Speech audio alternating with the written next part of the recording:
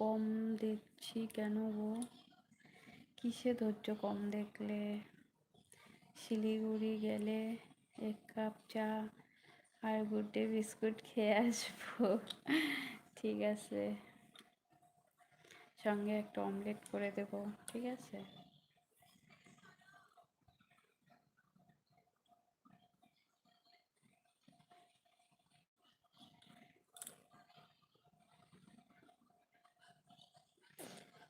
উফ, একটু খালি চুল কাটছে। এখনো ঘুমাওনি? দেখো না, আমার ছোট্টটা এখনো ঘুমায়নি, একটু দেখো ওর অবস্থাটা। বাবা টুকি টুকি,